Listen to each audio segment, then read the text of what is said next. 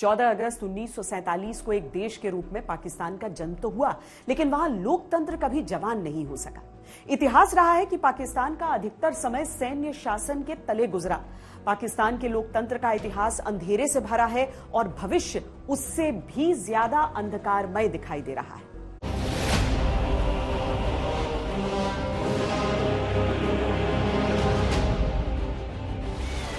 उन्नीस में लकीर खींची और बना पाकिस्तान। बंटवारे से बन तो गया, लेकिन उसका भविष्य क्या बनने वाला था कुछ ही साल में दिखने लगा। साल 1951 में पाकिस्तान के पहले प्रधानमंत्री लियाकत अली खान की हत्या कर दी गई। 1956 में पाकिस्तान को इस्लामिक राष्ट्र घोषित किया गया। इसके बाद तो पाकिस्तान में बार बार सेना ने सत्ता के लिए सरकारों को गिराया। देखिए, 47 में जब पाकिस्तान की बनावट हुई तो देश के शुरू होते ही इनके जो मेन ग्लू थे, जो बाइंडिंग फोर्स थी, जिन्ना साहब जो गवर्नर जनरल थे, उनकी डेथ हो गई सितंबर 48 में। दूसरा जो उनके पहले प्राइम मिनिस्टर थे लियाकत अली खान, वो रिलीजियस पार्टीज के लिए एक एक्ट पास करना चाहते थे, ऑब्जेक्टिव एक्ट। उस पर लोगों को शक हुआ कि रिलीजियस पार्टीज पर कोई बंदिश लगाएंगे। उनका असैसिनेशन हो गया अक्टूबर 1951 में, और उसके बाद इंस्टेबिलिटी आई।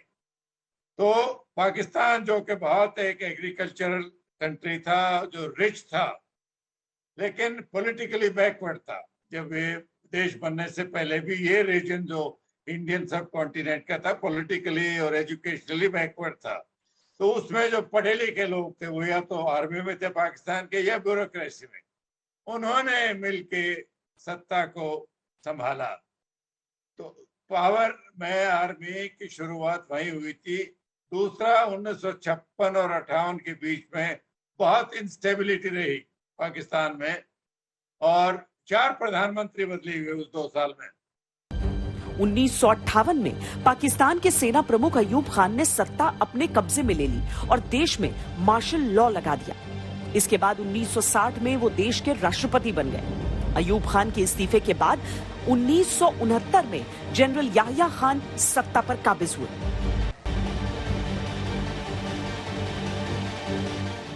1977 में जनरल जियाउल हक ने लोकतांत्रिक तरीके से चुनी गई प्रधानमंत्री जुल्फिकार अली भुट्टो की सरकार के खिलाफ बगावत की और उन्हें पद से हटा दिया।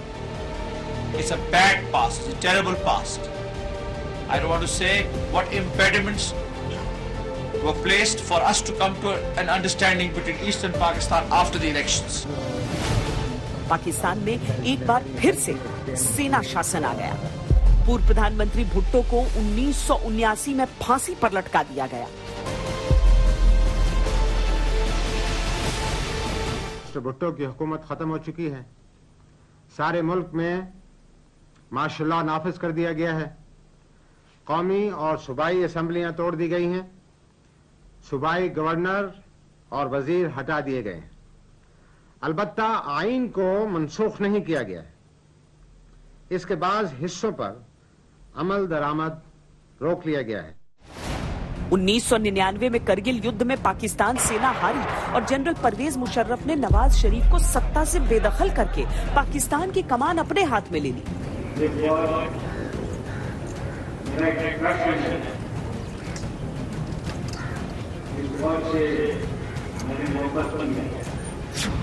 जनरल परवेज मुशर्रफ ने खुद को देश का राष्ट्रपति घोषित कर दिया।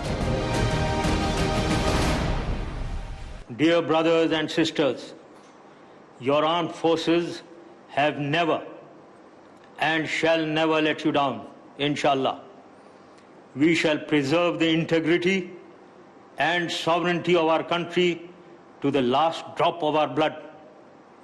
I request you all to remain calm and support your armed forces in the re-establishment of order to pave the way for a prosperous future for Pakistan. करीब 8 दशक के इतिहास में अधिकतर समय पाकिस्तान ने सेना की काली छाया में बिताया। No elected government has performed for the people and the state, not even once in our history.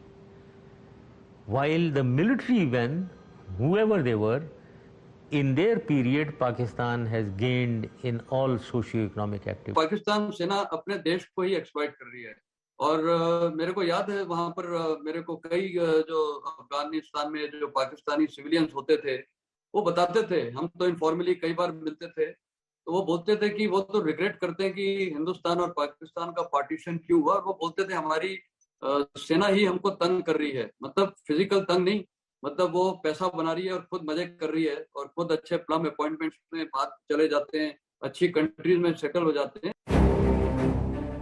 Credit Suisse की रिपोर्ट में पाकिस्तान के जनरलों और रिटायर्ड जनरलों के भ्रष्टाचार का ब्यौरा है। दावा है कि पाकिस्तान के सैन्य अफसर रिश्वतखोरी, जबरन वसूली, तस्करी रैकेट और नशीले पदार्थों की तस्करी में भी शामिल रहे हैं। हथियारों की खरीद में सैन्य अफसर मोटी रकम कमाते हैं। रिटायरमेंट से पहले अपने लिए कई 100 एकड़ महंगी जमीन अलॉट कर लेते हैं। रिटायरमेंट के बाद अधिकतर सैन्य अफसर विदेशों में बहुत बड़े वेतन पर नौकरी करते हैं और वहीं बस जाते हैं। अगस्त 2018 में पाकिस्तान के सुप्रीम कोर्ट ने यह सवाल उठाया था कि पूर्व सेना प्रमुख और आईएसआई प्रमुख रिटायरमेंट के 2 साल पूरे होने से पहले विदेशी कंपनियों में नौकरी क्यों करने चले जाते हैं, जबकि उनके पास सुरक्षा से संबंधित गोपनीय और अहम जानकारियां होती हैं।